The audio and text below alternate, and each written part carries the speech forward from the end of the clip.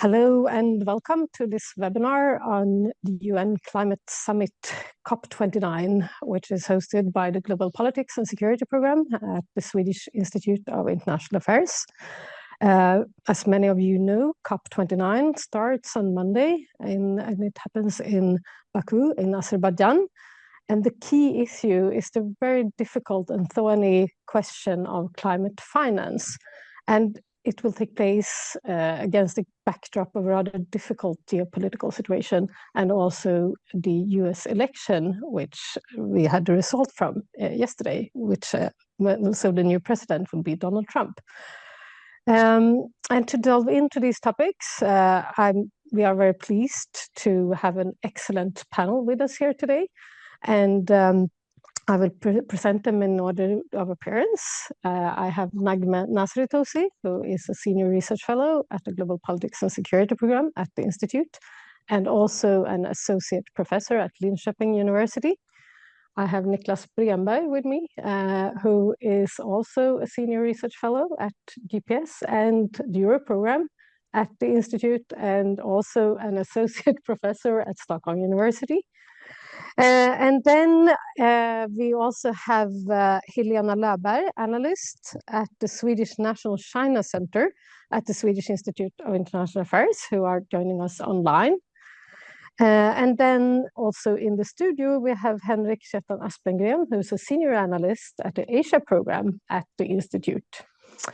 We also have online Gerald Esplund, who is an editor at the Swedish Institute of International Affairs. And then joining us from the US online, we have Professor Stacy van Dever from the University of Massachusetts in Boston. So I'm very happy that you could join us to discuss this. We will first talk about the negotiations.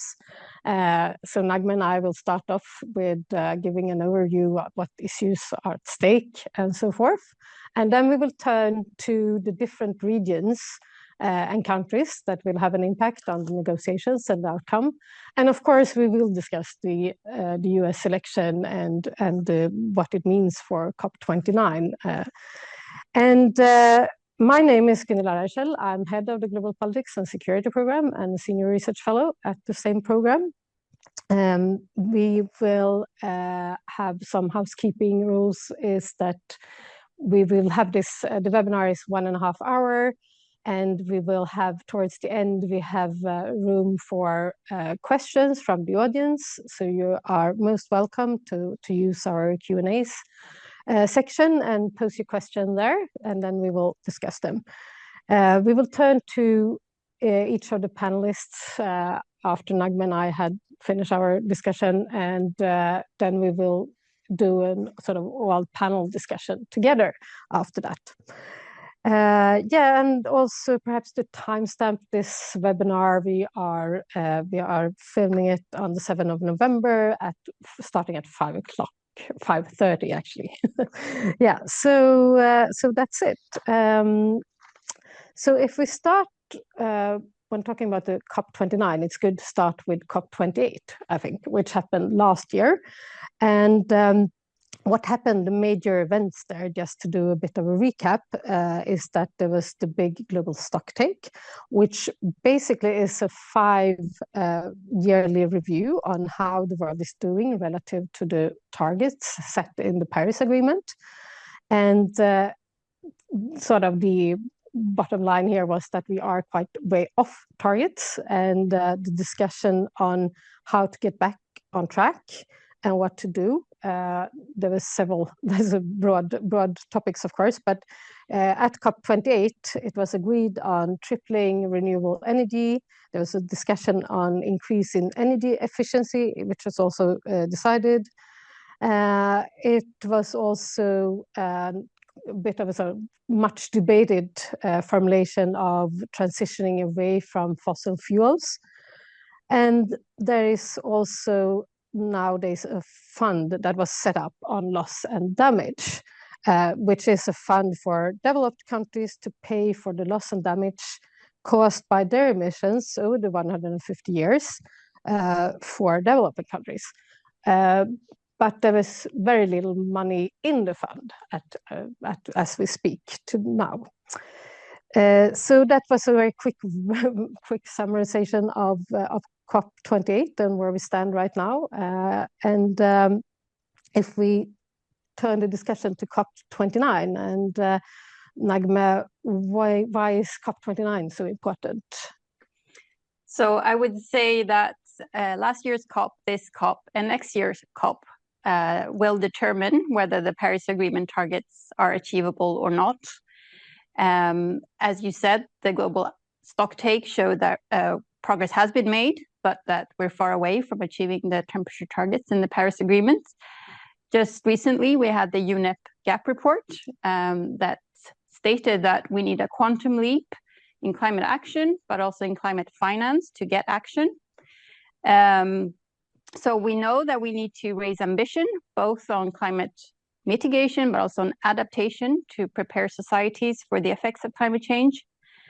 And next year, countries need to come forward with new nationally determined contributions, so their climate action plans, and these need to be strengthened compared to last time. So the key to raising ambition is to find more money. So climate finance will be on the agenda this year. So there will be a discussion about how to raise money for mitigation, adaptation, but also loss and damage, as you mentioned. So I would say this year's COP will be very determining in the sense of how can countries raise ambition for the new climate plans that will be submitted, hopefully by February. Yeah, of course. And then I think something that we will hear a lot about is this the finance goal, which is called a bit difficult term, I think, but new collective quantified climate finance goal. What is that, and how does that relate to previous targets or financial targets? So if we look at the current climate finance goal, it's $100 billion per year. This was set already back in 2009 at the famous COP15 in Copenhagen. Some people have described it as world leaders pulling a number out of a hat just to get agreement in Copenhagen. But this figure was also enshrined in the Paris Agreement. But the Paris Agreement asks quite a lot of developing countries. They need to decarbonize much faster than developed countries have done. And so to get this agreement, it was decided that by 2025, there should be more climate finance to developing countries so that they can raise their ambition. I think it's interesting when you have a target like this for the negotiations, it should be quite easy to measure success of the negotiations. So either you have a target and you know the number, or you don't, so you can't really get around that, or what do you say? So climate finance is a tricky issue just because there's no definition that is agreed on by everyone. And so there will be discussions on a new targets, but there will also be discussions on what can be included in that number. And here there are different views. Is it just state funding? Is it also how much the private sector can mobilize? So yeah, it's a bit fuzzy still. Yeah, I see. And who will get this funding? That's another topic of discussion. So one big issue is who should be paying this money. Is it just those who have traditionally been called developed countries, or is it also the emerging economies that have now grown richer? But also, should the money go to all developing countries, or is it the most vulnerable countries that maybe need more support? Well, and I mean, apart from the finance issues and the NDCs, are there any other topics that are high on the agenda or particularly interesting to talk about or delve into a bit? Well, one topic that has dragged on for several years is to finalize a rule book for Article 6, which is on carbon markets. There has been some development over the past year in negotiations, so there's some hope that maybe there could finally be a conclusion on these market mechanisms. Yeah, that has been part of the agenda for many years. Yeah. And then I'm also like fossil fuel phase out has also been a topic that we have seen discussed back and forth, because it's quite interesting for those of you who do not follow the negotiations that closely. It might be strange that fossil fuel has not been part in climate negotiations or in the formal texts or outcomes from climate negotiations. It is strange, but that's a fact. So could you explain that or talk about that a bit? Yeah, so the decision mentioning fossil fuels last year was viewed as historic, as you say, because it has taken decades to get it in there. And it has to do with the decision-making procedures at these negotiations that all countries, almost 200 parties, need to agree. And there are quite a few oil and gas producing countries that have thus far prevented fossil fuels from being mentioned. But there was this vague inclusion of the need to transition away from fossil fuels last year. And what we know is that we need many more political decisions to actually get that transition going, because at the moment, we're not seeing many countries take voluntary action on that. So basically, we have one of the most difficult issues in climate negotiations that needs to be sort of brought into a deal, and we have the NDCs. So climate ambition needs to be upped quite a lot in a couple of months already. And we have the fossil fuel phase out discussion. So quite tough negotiations. Have you seen any discussions? I mean, when it comes to Stacey will return to the discussion on Trump and the US elections, but do you see anything from like when you're following the negotiations on that topic? Well, we know that there's much more uncertainty about how the negotiations will go because of the US playing such an important role in the negotiations. The fact that Trump has previously pulled the US out of the Paris Agreement and maybe is likely to do so again means that other countries now need to step forward and try to fill that role somehow. There have been reports that this time negotiations are more prepared. They have seen this as a possibility and have discussed how to move forward. So we'll see in Azerbaijan whether or not this could be resolved somehow.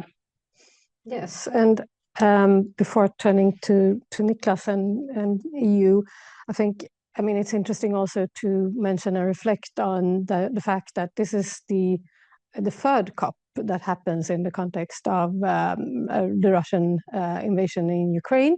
And to add to that, we also have the war in the Middle East, and we have the rivalries between China and the US. So it's a very tense geopolitical situation, which could be problematic for the negotiations as well.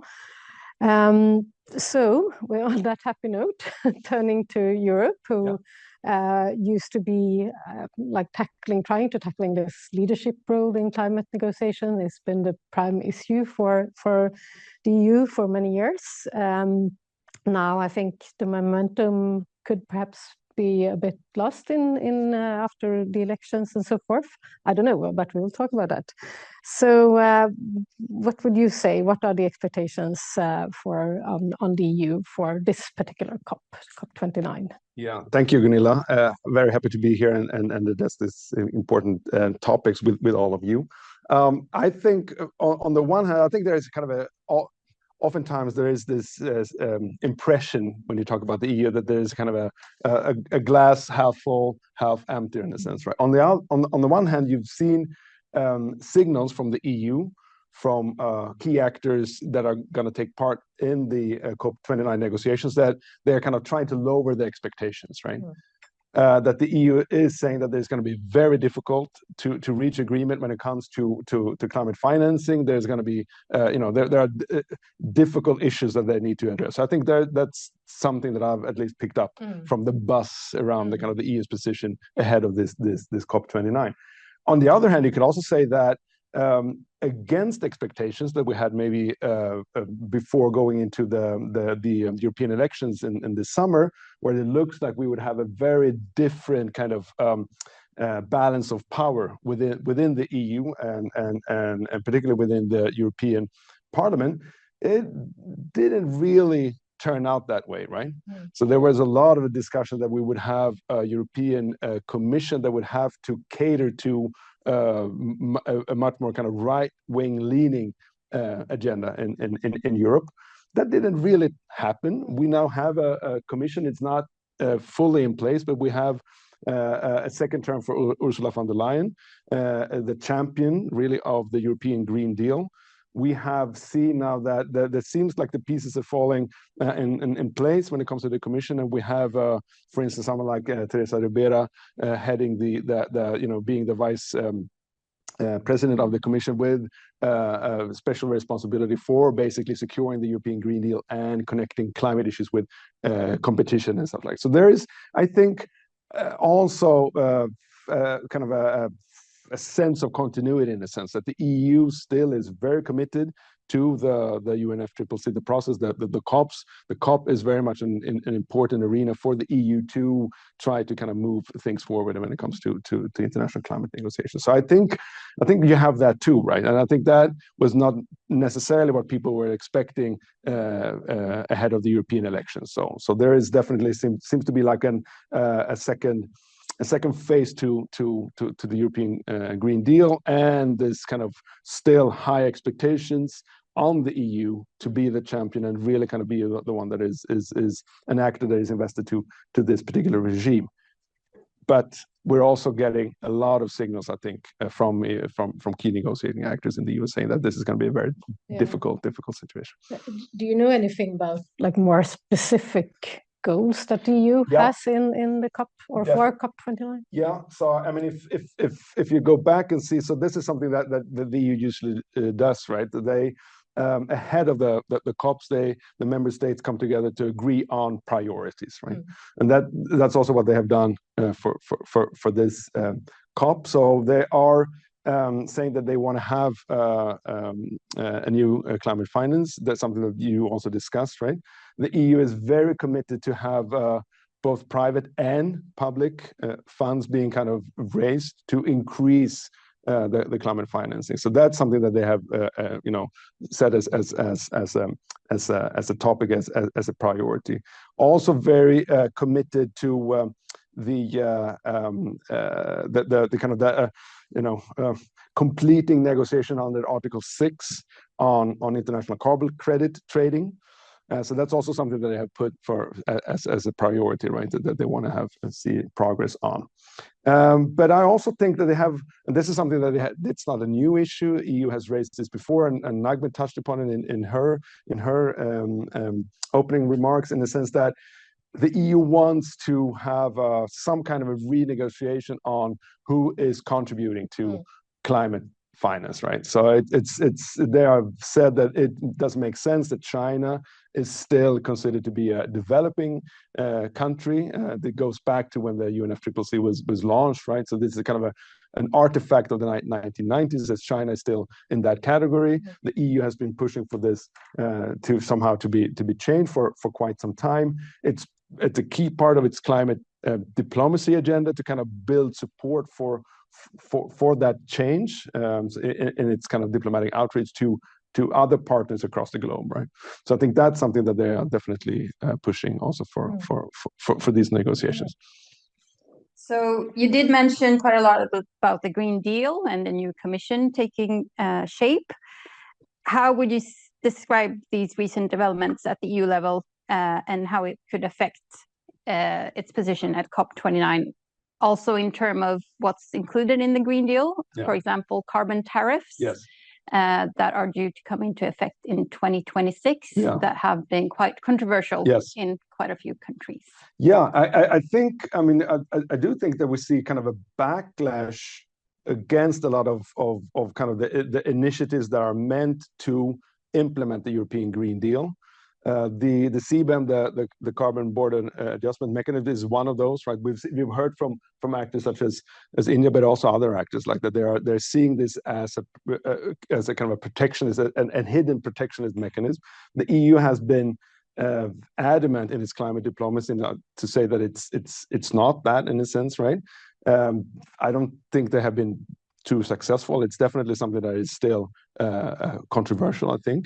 Also, when you look at something like the kind of the deforestation regulation, the kind of the EU, that's also been perceived by key partners like Brazil and Indonesia and others as something that will hit their industry very hard, right? Rather, so a lot, I think we're seeing, and even though we could maybe from a our an analyst perspective, you could kind of identify that these are going to be key controversies around these initiatives when they were launched, so to speak, or devised. I think we're now seeing them being much more, that there is a pushback, that there is much more kind of criticism against them from key partners, and that's really I think a balance that the EU is trying to strike here. They are beefing up its climate diplomacy around the COP to secure support for a lot of what they're trying to do in order to implement the European Green Deal. But I think it's becoming clear that they need to do more in order to convince these kind of key partners, particularly from the developing countries. So in previous years, we have seen that the EU, of course, as everyone knew, that it was very affected by the Russian war and the energy crisis that happened, which we affected also how it acted on climate and what it did internally. But do you see, like the Trump win, I don't know if you've seen anything already within the EU or have heard anything about like if that would affect the EU strategy somehow, or if it's going to push in some direction? No, I mean it's early days still, right? But it is. I think there are two things that we could kind of reflect upon. One is about the location for this COP29, Baku. It ended up in Azerbaijan because Russia said that they would not tolerate, they would not accept that EU member from Eastern or Central Europe would host the conference, right? So there was a sign of the kind of the geopolitics affecting the kind of the organization of the COP, right? And there we heard that Ukraine said that that if Putin would show up to COP29, they demanded that the kind of EU actors or EU delegation would somehow not go there or engage with Putin. So there's definitely that kind of the shadow of geopolitics looming over COP29 in that sense. And coming back to your point on Trump, to me, I think it's very interesting to just note that big summit, the top summit in Budapest, that is being hosted now by Orban in the framework of the European political community, is taking place today now, right? I haven't seen anything coming out of that in terms of statements. Orban made some kind of initial statements, but I'm sure that he's very happy with. He's one of the few, maybe, in the EU that is very happy with Trump winning the US elections. And then there's going to be a kind of an EU meeting after the EPC meeting. So we'll see a little bit. I'm definitely going to pay close attention to that to see a little bit, read the leaves of how Orban spins the Trump win. But I haven't heard anything else right now. Thank you, Niklas. Then I would like to turn to Helena. And you covered China. And China, of course, is the biggest emitter at the moment. It's long been considered a developing country, but its strong economic growth means that developed countries think that countries such as China should contribute to the new climate finance goal. So what would you say are your expectations of China at COP29 in this new landscape? Hi, and thank you for having me. I guess it depends on whose expectations we're thinking of here.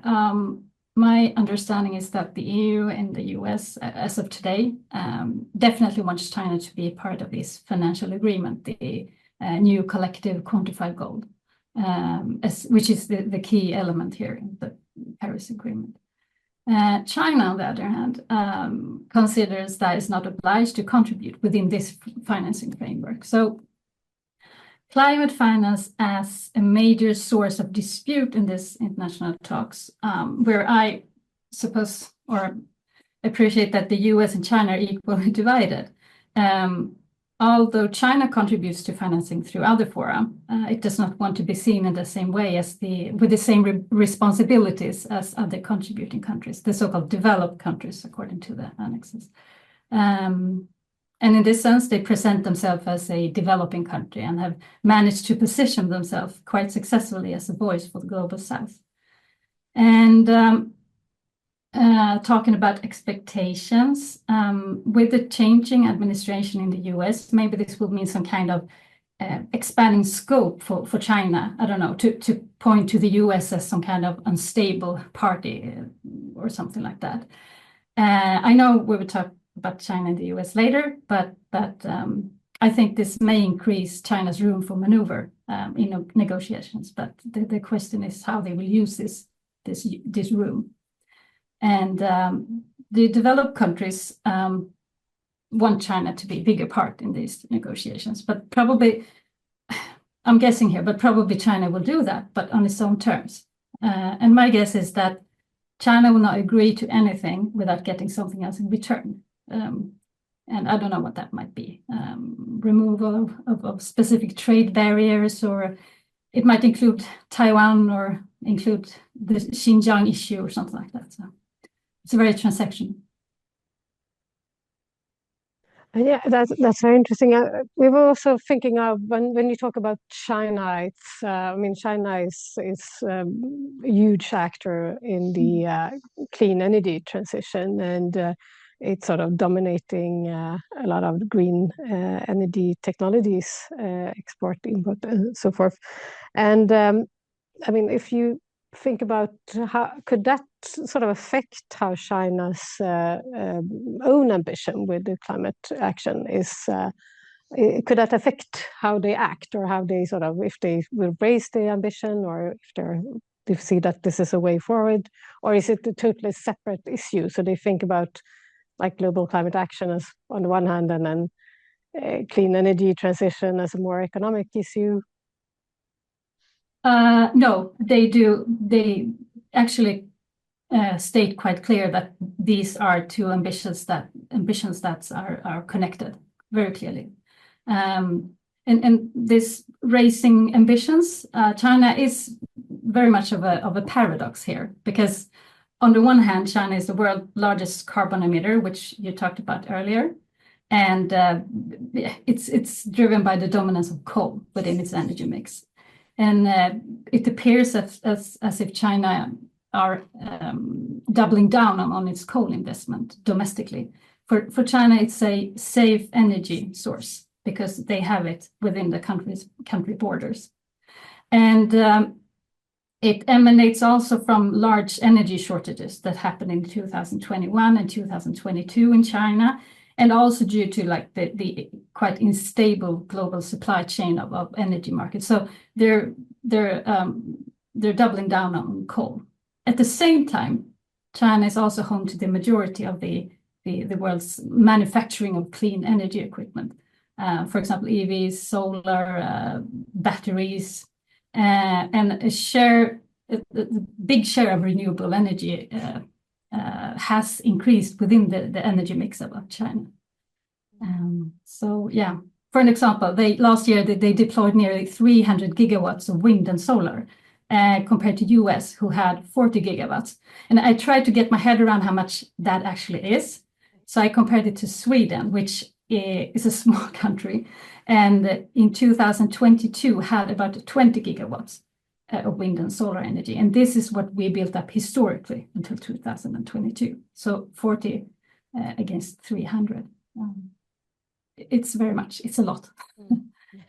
So yeah, and also, I mean, China is exposed to climate change. It's a large country. They have different effects in different parts of the country.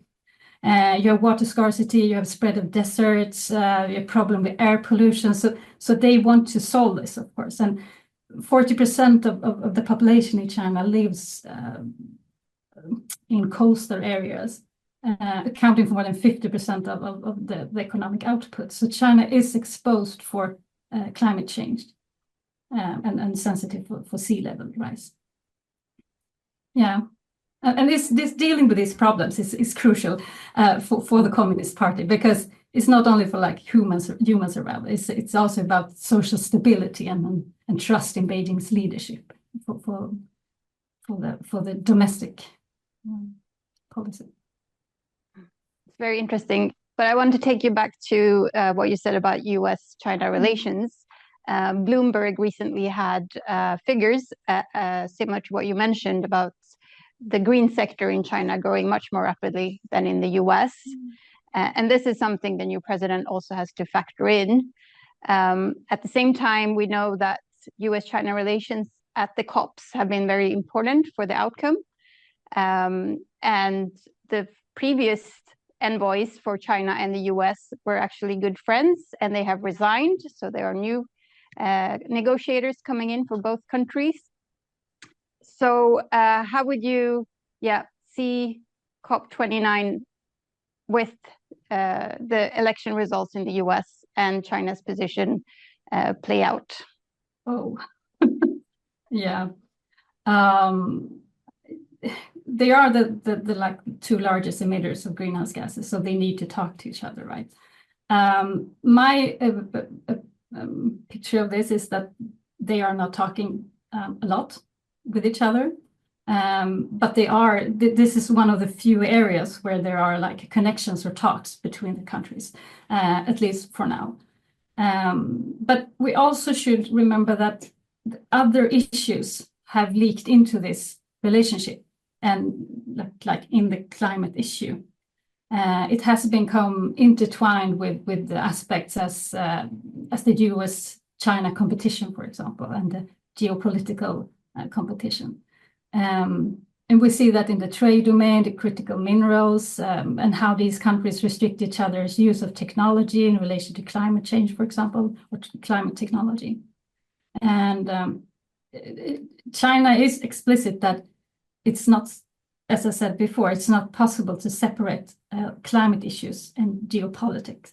And going back to your question, this is important for the US-China relationship, and it explains quite a lot of the US-China relationship, I would say. And if we look at, for example, China's investments in green technology, this is a long-term strategy, and it has started to pay off. You know, large carbon, low carbon technologies. They're not just meant to mitigate pollution and reduce like carbon footprint. It also follows the economic logic to also control these strategic areas and sectors. And they already dominate some sectors today. So climate technology is produced in China. It's good. It's well done. And it had pushed down prices on the global market. And it has been driven by large government investment. So this increases the geopolitical tension. And as I said, it affects the relation between China and the US. Thank you, Helena. I mean, it's so great to have your knowledge on China into this area, and since it's such an important actor. So I'm sure we will get back to China for sure in questions and discussions. But now we're turning to another really important country, which is India. And India has been on the forefront in this north-south divide, which is in climate diplomacy for forever. And is it continuing doing that? Where are India now? So I'm turning to Henrik with these questions. So what is India's position today in sustainable development and in climate negotiations? Thanks. Well, I would say that both the major parties in India, the BJP, which is currently in power, and the Congress, has invested a lot of political capital into these themes of sustainable development and climate change over the last 2 decades. When we look at it from a diplomatic angle, it brings these conversations to a lot of the platforms it has access to, both bilaterally and multilaterally. And also, it's part of the sort of political debate in India. It's differently framed than in Europe, in the West, but it's absolutely there in political discussions. Also, I would say that when we look at the green transition issues, especially when it comes to energy, we can see quite sizable allocations in budgets over time for these themes and topics. And there are a lot of pressing issues for the Indian budget to deal with, but this is something that is repeatedly there and placed quite in the forefront.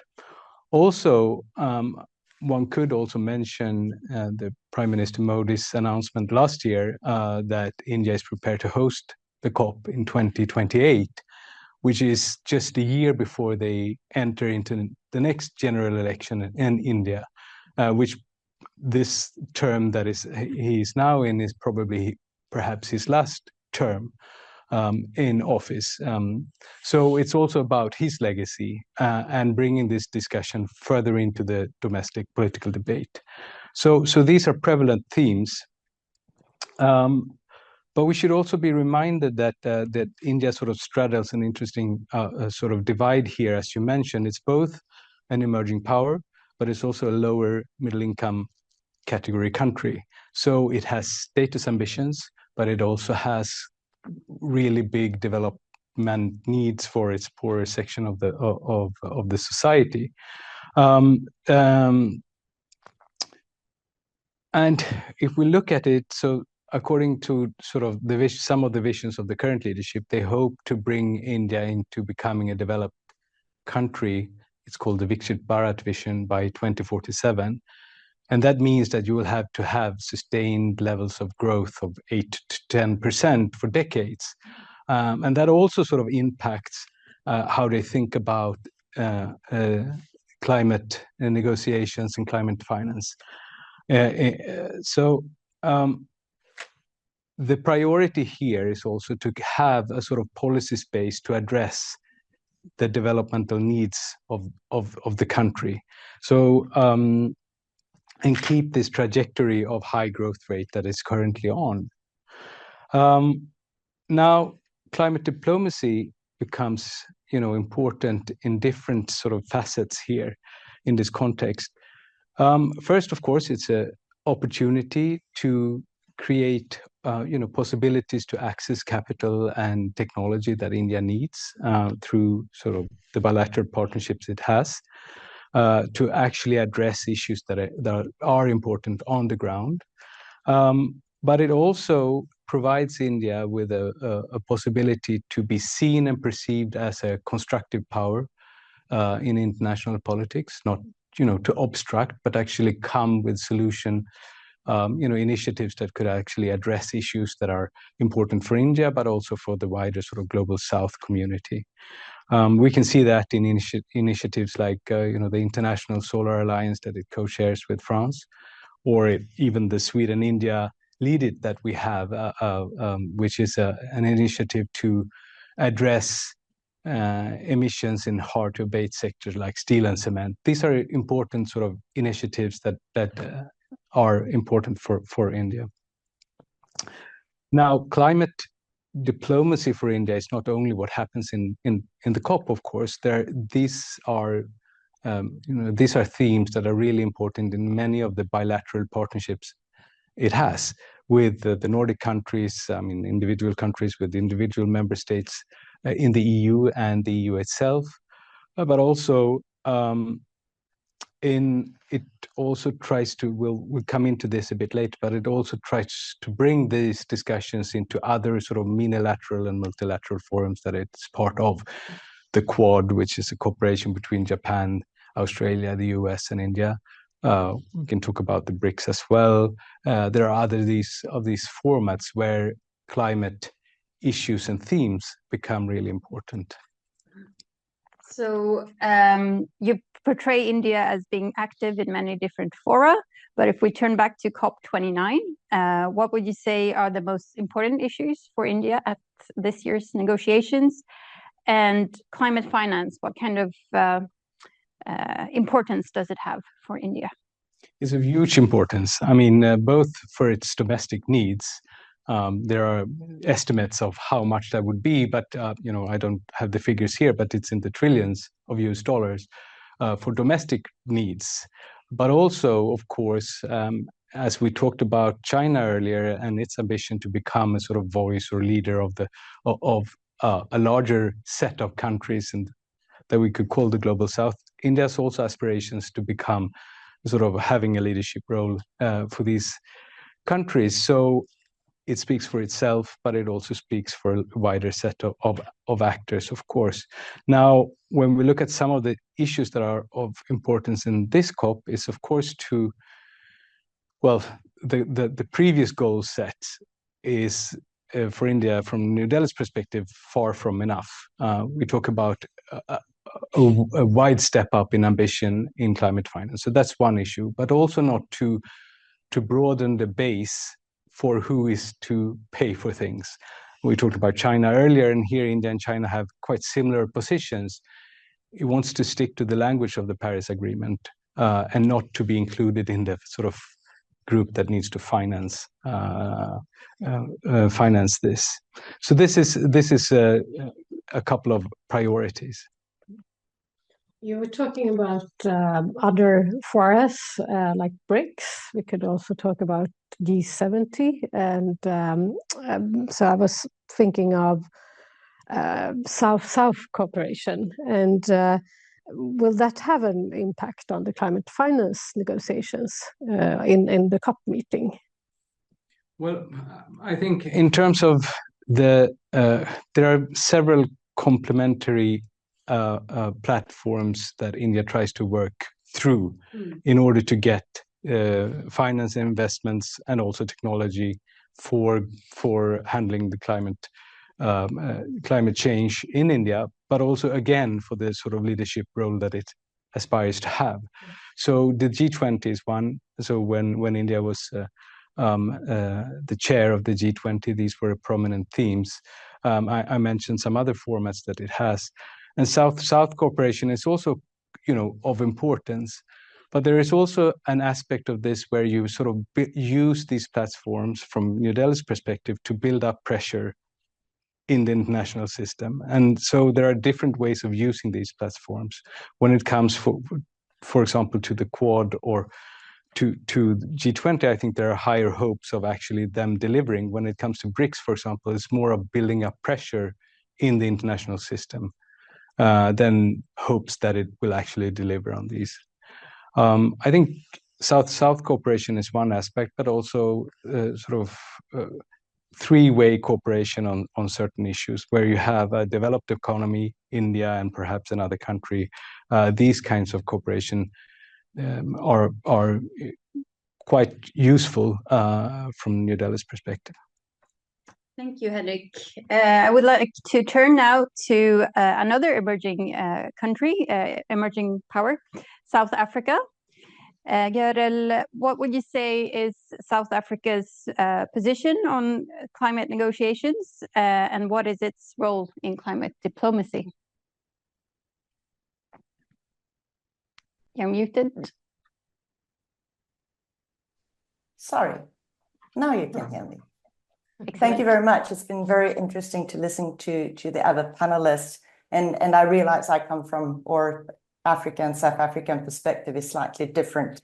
And I would just like to set the scene a little bit, because talking about South Africa and talking about Africa, I mean, we're talking about a continent which has contributed with just a tiny amount of the global greenhouse gas emissions. I mean, normally we say like 3.8% perhaps of the total emissions. And at the same time, on this continent, you will find some of the most vulnerable countries to climate change. And you will also find many of them are within the developing countries, if not all. At the same time, South Africa is actually a quite large emitter as a country. It's amongst the 20 worst large emitters in the world. And South Africa is also highly aware of the need for transition away from fossil fuels.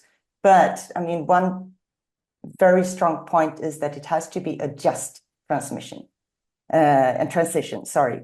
And just as with China, the fact that South Africa is a large emitter, it's about coal and the dependency on coal. And though South Africa has ambition, at least on papers, to increase proportion of renewable energy and to move away from coal, coal won't be abandoned anytime soon.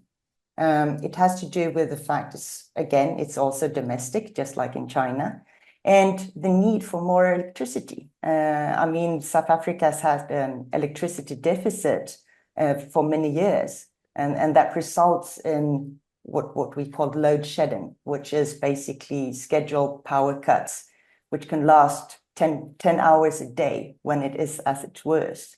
So that also, of course, is a dent to development and economic growth. So South Africa is planning to add more electricity, add more electricity capacity, and lots of it is supposed to be renewable. I mean, there's a huge potential for wind and solar, but coal won't go away. Coal will stay in South Africa for the foreseeable future. And that's also a political, it's a very political difficult decision to phase out coal, because coal means a lot of jobs. And in a country with an unemployment rate hovering around 32-35%, to close down coal mines where a lot of the workers, if not most workers, are voting for the governing party, it's just a very difficult political stand to take.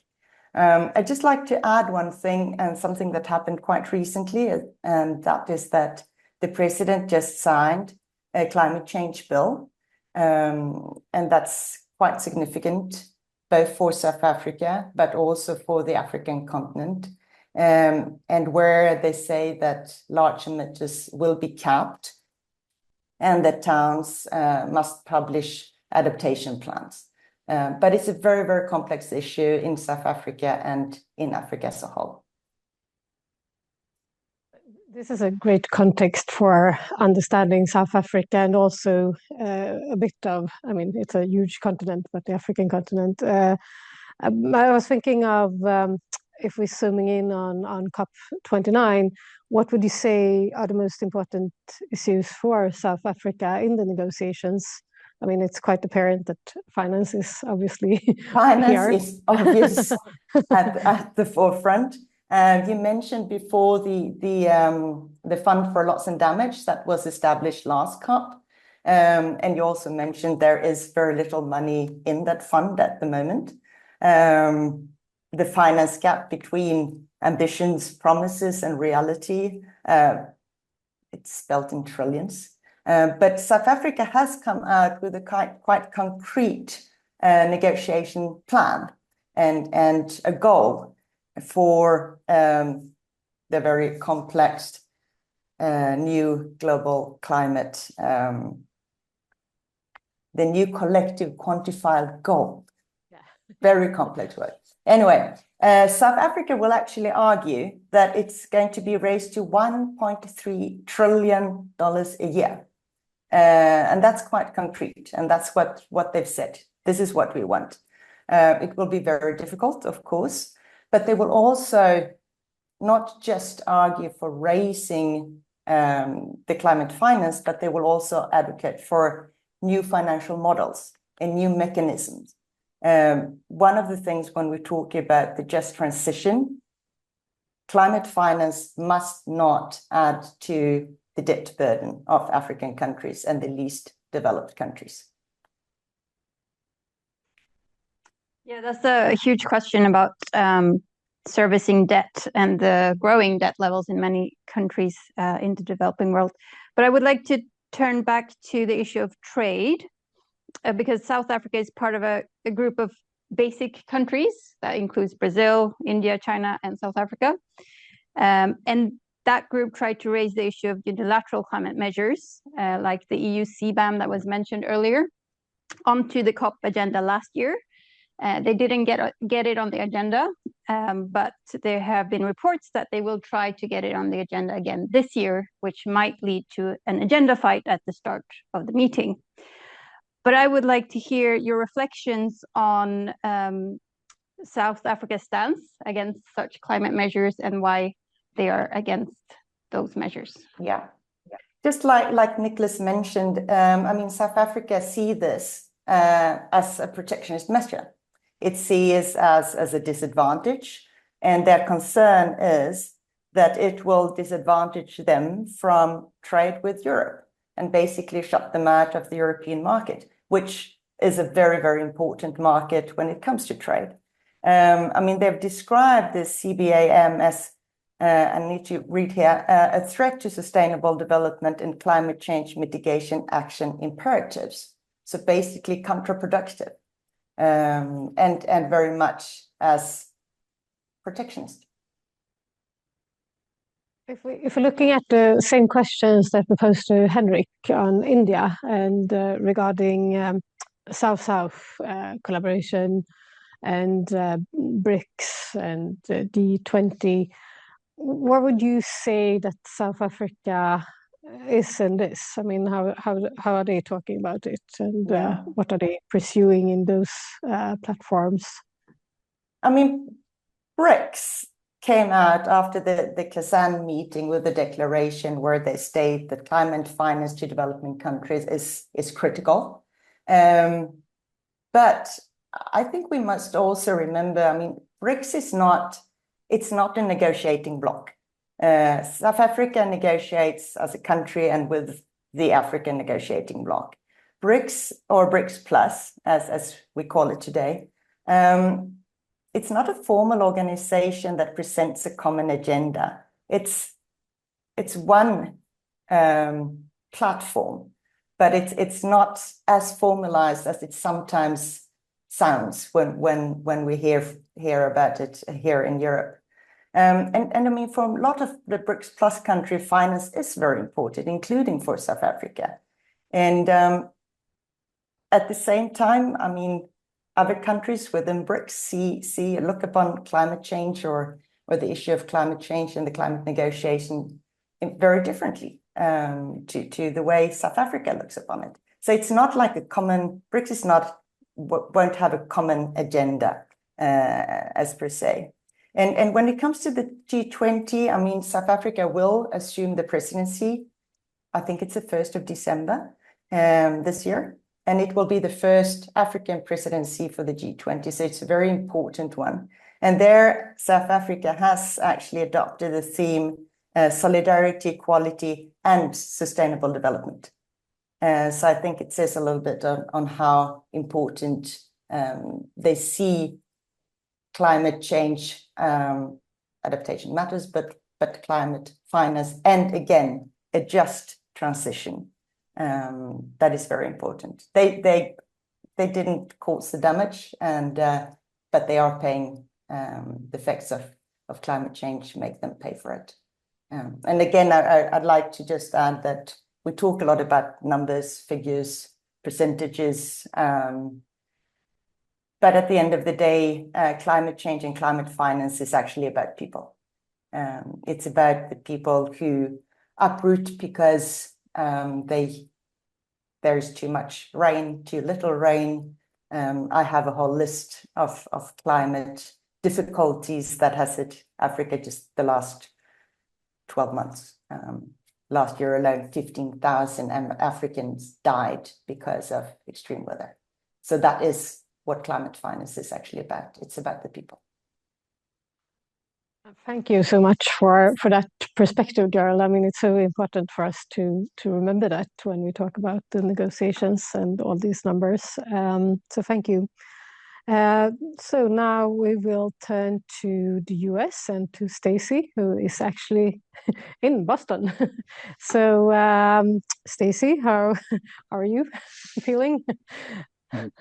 Well, it has not been the best week for climate change and energy policy as a result of the election.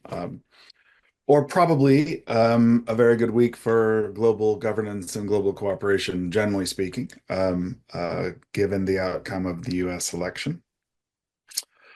I think one of the things, one of the ways to think about this going in is for the Biden administration, there will be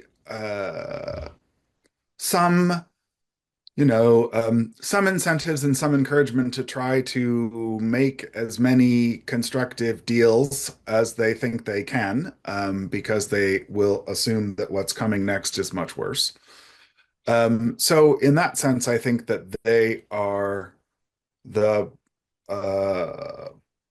U.S. negotiating team will show up wanting to tout the Biden record. They will show up wanting to try to continue to push momentum in things like the Powering Past Coal Alliance, or in a gradual or incremental improvements in emissions pledges over time as a result of the stock take.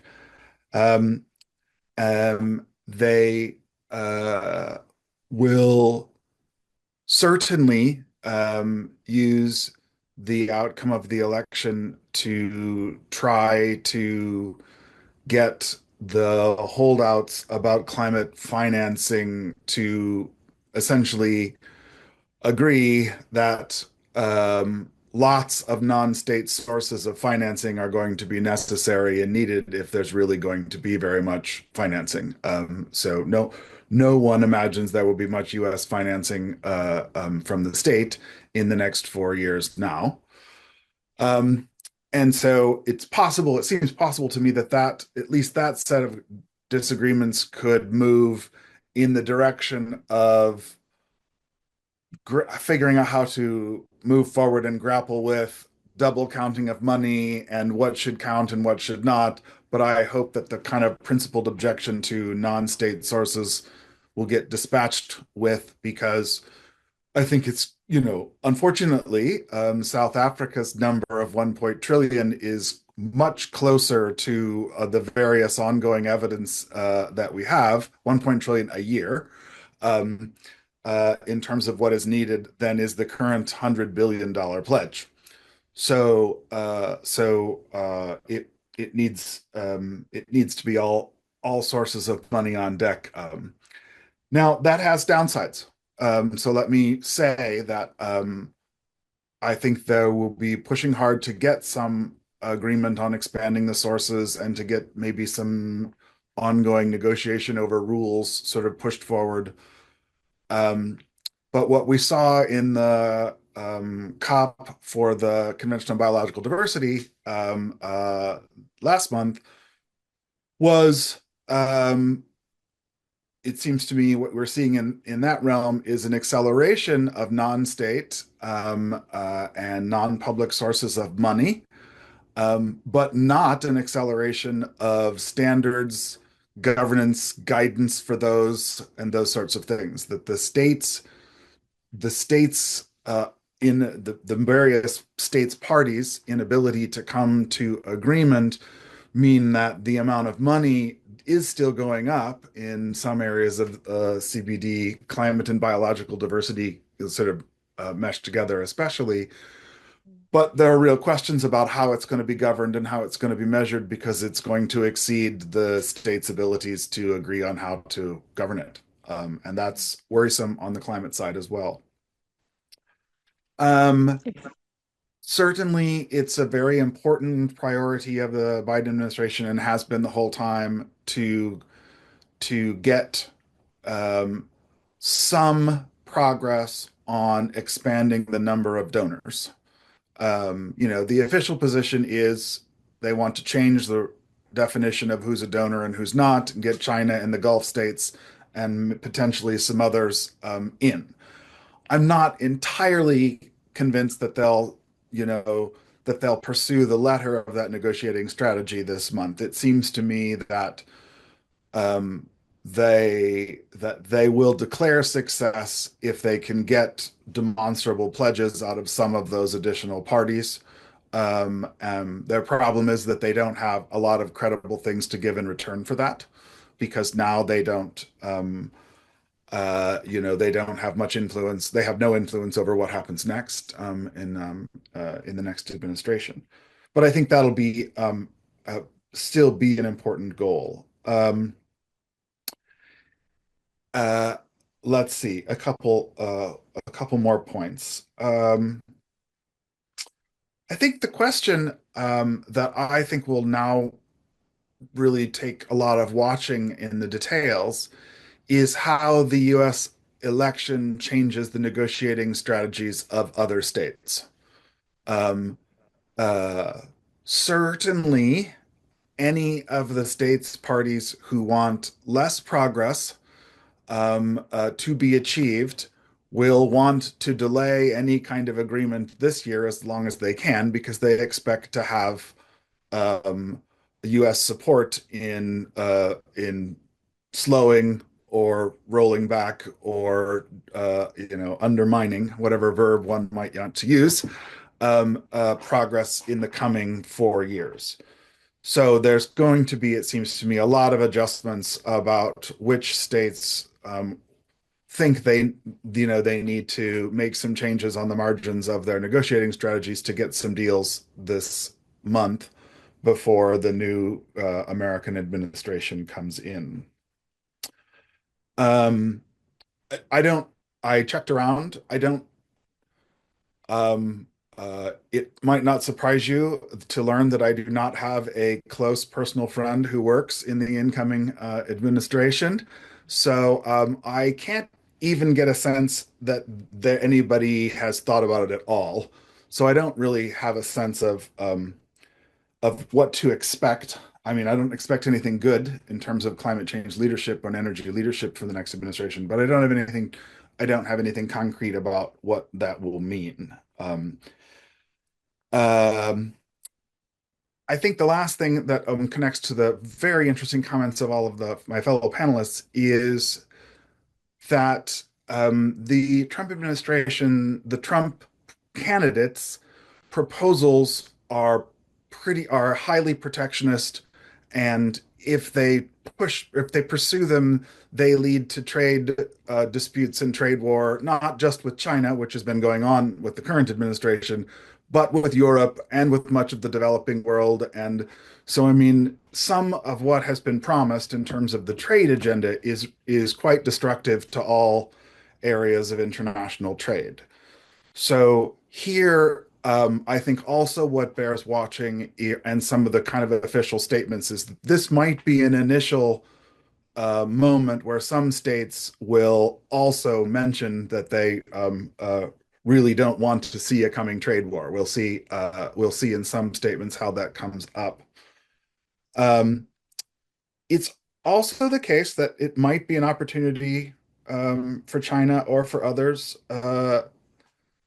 to signal that since they know the American bad guy is coming back, they might actually signal more cooperative stances on a number of other things on financing. I'm not sure. But certainly there is an opportunity for other leaders. And then the last thing I'll say is that the cities, the US states, the kind of some of the leading firm groups, they feel like they have seen this all before, as just like many of the international negotiators who will be in Baku. So they will certainly be trying to redouble their, at least redouble the optimism of their rhetoric. They will, California's delegation and the states and New York City and others will all be there trying to say that they can keep the flames of hope and emissions progress alive into the next administration. So I think we'll see a kind of return to this the prominence of this multi-level promise making, and then next year that will be back in abundance, because then next year they all expect that the lower levels of federal governance and the administration will be at extreme odds. So they are respecting a return to that kind of multi-level antagonism, but some of them see it as an opportunity for multi-level leadership as well. It's great that you mentioned these other levels of governance. Under the previous Trump administration, they came together in a coalition. We're still in coalition, and still showed up to the COPs and waved their American flags. And there have been reports that, for example, California has been trying to Trump-proof some of their climate policies so that they can't be overturned so easily. But what would you say, except for California, where could we find this leadership in the US in the next period? Yeah, I think a number of the states that have Democratic governors and or a Democratic majority will see a kind of return to some of that state level leadership and doubling down. All of the essentially the Democrat attorneys general at all the states, they're already meeting in a network to prepare for the number of cases and challenges to their various policies that will come, trying to Trump-proof a bunch of areas of policy, including energy and climate. So I think we'll see that leadership group of states. We see cities, medium-sized and big ones all over the country. Then they tend to have much more pro-climate rhetoric. Certainly, I think we'll see next year a renewal of the set of the most conservative states doing everything they can to ban cities and other actors from taking climate action. So it will be an area of very contentious politics over the next year or two, I'm sure. Last time Trump was in power, he withdrew the US from the Paris Agreement, and he will most likely do that again. Could you compare those two periods? Are there any differences or similarities? Yeah, I mean, so in terms of the absence, well, we know that American leadership and even engaged participation will be absent over the next 4 years. We know this now. This has been decided this week. I now am a little indifferent about whether or not formally withdraws from the Paris Agreement or not, in part because, symbolically it's horrible. It has the added virtue of being honest, but also it takes the American negotiators out of the rule setting and other kinds of detailed negotiations. So as it turned out in the last period, they never sent particularly competent people to execute their anti-climate cooperation agenda. They mostly allowed a lot of lower level civil servants to go to the COPs with a few higher level political appointees who just kept saying, the American position is no, that's fine. I think one of the open questions will be whether or not they take a more actively destructive role in the coming years, but we won't know that until a year from now, of course. Great, thank you. So turning to the full panel with a few questions. You heard Stacey talking about the US election, and do you have any reactions immediately on that from your perspectives? Well, I guess, in terms of everyone needs to navigate this new American administration, and we'll do that for, with the previous Trump administration in mind. But when it comes to these negotiations, I think in terms of the perspective from New Delhi, last time when Trump was in power and redrew, the Indians actually stepped up a notch from where they had been before. So for India, multilateralism is sort of a reflex that it has had for quite a long time. International cooperation is really important on a wide range of issues. So I think it is also a possibility. Sometimes we compare, President Trump to Prime Minister Modi in other respects and ideological respects and so forth. When it comes to multilateral cooperation, I think they're very different. So here, India has actually kept with the tradition of working through multilateral frameworks.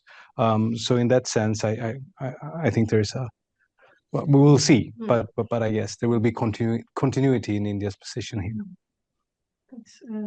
Niklas. Yeah, I think like Henrik, that we might expect from at least from the EU that they would be interested in kind of trying to strengthen the kind of the international climate framework of cooperation as much as possible. However, we're also seeing shifts right within the EU, and I mean we just heard that there's probably going to be new elections in Germany. We'll see what kind of a government will be in place there after those elections, and there has been a much more of a kind of a contestation around the kind of the green transition, the green agenda in Europe. Over the last couple of years, we've seen the protest of farmers, etc. There's also been this kind of realization that there's going to be a lot of tough choices ahead for Europe, particularly when it comes to how to strike a balance between trying to achieve climate objectives and at the same time reindustrialize parts of Europe. Since I think it was Helena who kind of so nicely described that that China has such a kind of advantage here, right? They have been at the kind of developing and investing in green technology, so they can produce this so cheaply, and we've seen this with the batteries right now. That Europe is far behind, right? So in a sense, I think that it's going to put a lot of European actors in very difficult trade-offs and situations going forward. So even though I think we could expect the EU to kind of signal that they want to be still a leader and kind of and invest and protect the international climate regime, I'm sensing that there's going to be a very, very difficult situation to kind of stitch this up internally in the EU going forward. Anyone else? Then we could perhaps elaborate a bit on leadership. I think that is a very interesting question, and many of you have studied it. And when we think about climate leadership in the coming years, next year the COP meeting will be in Brazil, and it will be about ambition.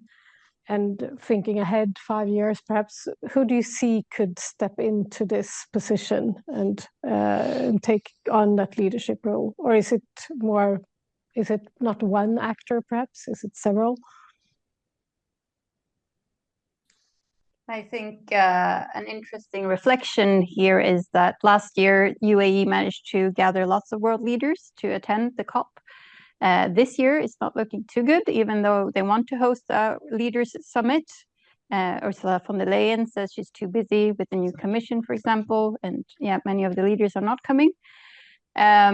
So there is, as Helena was saying, a chance for China to step up and try to shape climate governance a bit more according to their interests. And it would be strategic for them to do so.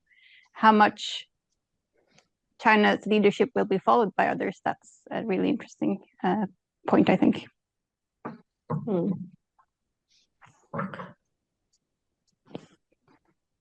Stacey, do you have any? Yeah, a bit. I think we'll see some renewed focus on urban leadership and city-to-city partnerships. and of kind of firm networks. I think there may well be a decent number of announcements following the CBD COP of programs trying to combine especially climate change adaptation and resilience with nature protection and biodiversity protection. So I think that there's some space there, civil society driven, sometimes firm driven, sometimes. I think maybe one of the most interesting trends, which is just is been happening gradually over time, is that there are now real leaders in the global south in various regions. So I also think that each year the opportunity for south leadership and global south policy models, program models, initiative models. This is a bit more granular than, so-called global leadership of great powers, but I think actually it's a very dynamic and emerging place.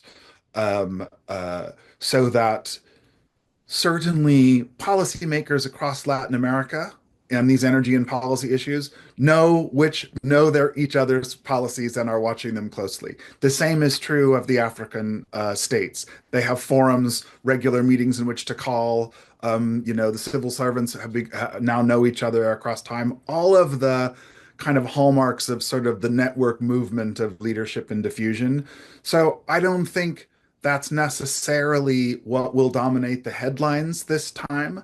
But I think if we look, over a few years' time, we see that is accelerating, and we see that that beneath some of the north-south divisions, which are important and real, there's also a lot of dynamism in the South, and that would be one of the places that I would look for, as a sort of more wonkish look about who's positioning themselves, who's moving out, who else joins the Powering Past Coal Alliance, for example, how credible some of the pledges are, because I think there are a decent number of states in the global South in multiple regions who really not only want to be seen as being energy and climate leaders, but actually want to, push that into demonstrable empirical evidence. And that's a very dynamic place, it seems to me.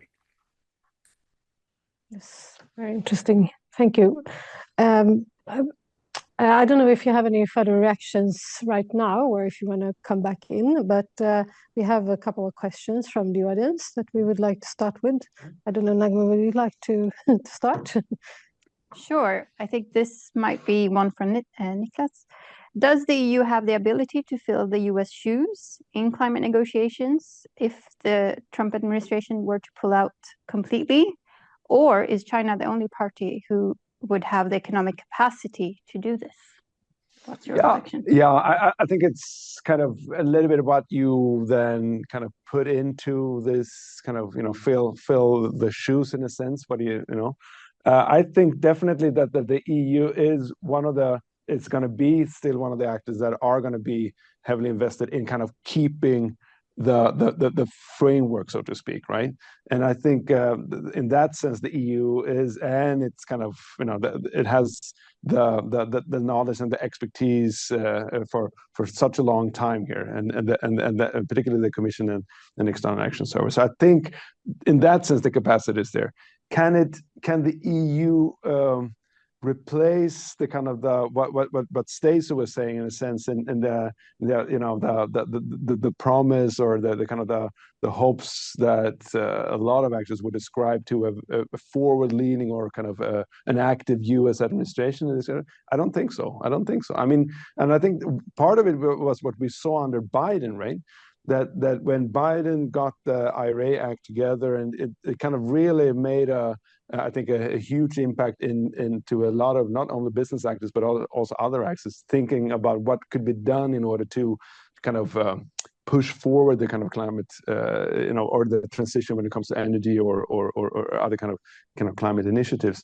So we haven't really seen that in the EU. EU is very heavy on regulation. We touched upon the way in which that it has, work to implement the European Green Deal, but it is difficult, and we're seeing a lot of resistance in it towards a lot of these initiatives. Right, it's very regulative heavy and not necessarily strong when it comes to contributing, financial resources, other kinds of kind of economic means that the US and potentially also China could do, I guess. So that's a little bit what I'm seeing. Another question concerning more developing countries is considering the many institutional challenges with the $100 billion goal, how much influence do developing countries have over the shaping of the new collective quantified goal and climate finance frameworks more generally? I don't know who is feeling up for answering that question.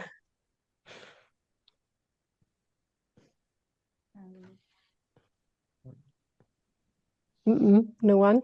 Maybe I could just say that in many developing country NDCs, so their national plans for climate action, some of them say that we can do this much without climate finance, but if you want us to do this much more, then we need X amount of money. So that is kind of the leverage in a way that they have. So kind of linking climate ambition to climate finance. It's up to you in the rich world to make sure that we can achieve the Paris Agreement targets. Yeah, I could add to that. I don't know how much say they have in the negotiation of how this new climate finance will, the new collective quantified goal, how it will look. But it's South Africa has said for its G20 as well that they will fight for Africa's energy priorities, meaning the right to accessible, affordable, and sustainable energy. And at the same time, as many of the African countries are fully aware of the need to move away from fossil fuels, they also argue that they are expected, they also want to explore the natural resources that they do have. Again, it's about just transition. We didn't cause the mess. Don't make us pay for it. They need the climate finance to be able to decarbonize and develop their societies and economies. So they in a just world, I guess that they should have a very strong say in the matter. Thanks. I'll just add that one of the very perverse things about global climate politics is that the more you damage the atmosphere and the more potential you have to damage it in the future, the more negotiating leverage you have. Yeah. So collectively speaking, the Global South exercises a lot of language about the future in the ways that Goral has just mentioned, because many of the negotiators are very explicit, as she mentioned, about the distinctions between the paths that can be taken or will be taken with or without sort of cleaner financing or greener, financing for cleaner energy and such. And so I think that is a demonstrable area of influence. The other thing I was thinking when you heard those very interesting answers is that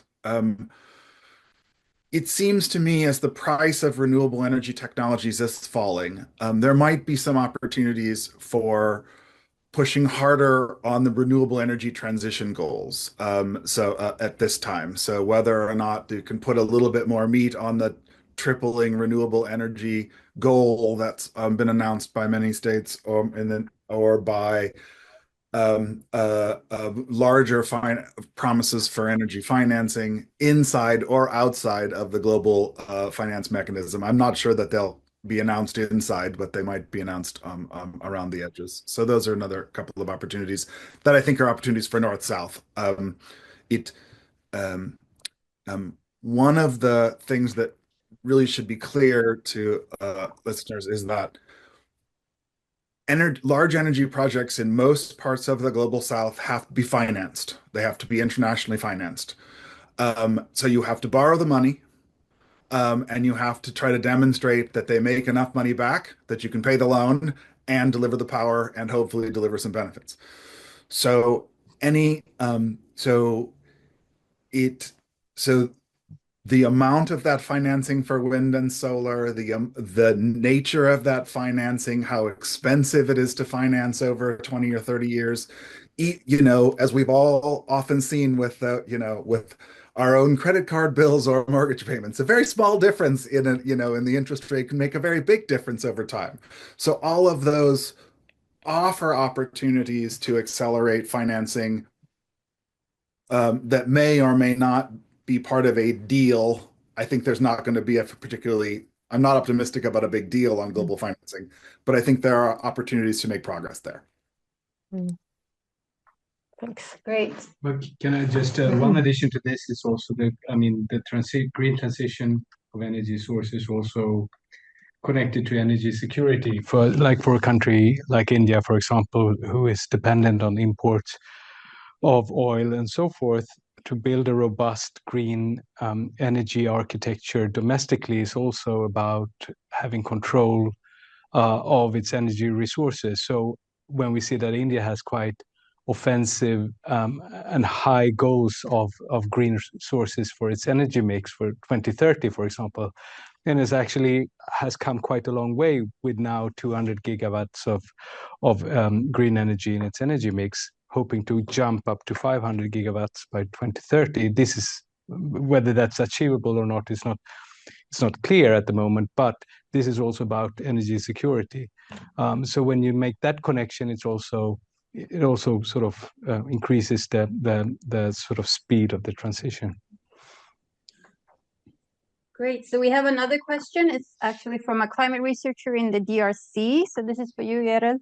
What kind of projects would need to be prioritized for climate finance in sub-Saharan Africa to make the most impact? Do you have any reflections on that?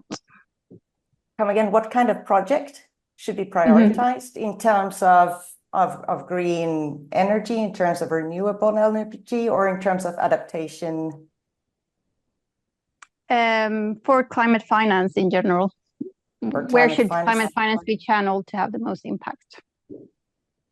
Right. I mean, so far, most climate finance has been channeled into mitigation, but there is a need for adaptation. And adaptation is more costly, as far as I understand it. But the African countries has a dire need for climate adaptation finance. And so far as well, what we've seen in the global finance, Africa has received only, a tiny percentage of the adaptation finance. So I'd say adaptation is a priority, if I understand the question correctly. Yes. I mean, it's huge. We have 54 African countries, as I'm sure that the researcher in Congo is well aware. Great, thanks. Helena, I think we have a question for you as well. What are your thoughts on the claim that China has reached an emissions maximum and will begin lowering its emission in the coming years? I don't know if you're familiar with that. Well, China do have climate ambitions, and they're supposed to be climate neutral 2060. I don't know what's inside that concept of being climate neutral, and they're supposed to be peaking CO2 emissions into 2030, I think.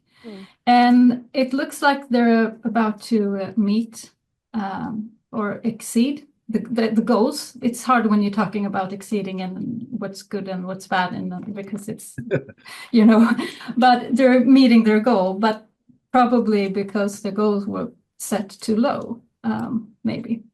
So as I said before, China is such a paradox. At the same time, it's like as Gerald talked about South Africa, and they're using coal as the foremost of the first energy source, but they're still building out their network of green technology in a great pace. Such a great pace, they can't even suck it up in their own market. They need to put it in our markets. So my short answer would be that like it depends on what kind of goal you put. Yeah, that's great. Thanks. It's actually time to wrap up. There's a lot of things that we have covered, and there's things that we haven't. We haven't talked about NGOs, for instance, but we could leave that for another panel. But it was really great to have you all here in the studio and online and talk about these different perspectives. I think it's very enriching to get this for the COP meeting, in particularly in the light of the US election. So thank you so much for participating, and thank you for watching. So goodbye.